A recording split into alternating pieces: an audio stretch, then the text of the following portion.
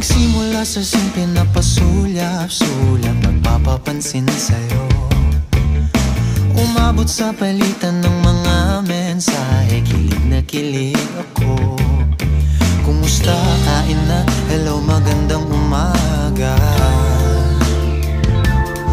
Ingat ka, pahinga, huwag kang masyadong magpupuyat pa. Naramdaman ng puso na dahan-dahan na pang nahuhulog sa'yo. Sa kada araw natin na pag-uusap, meron nang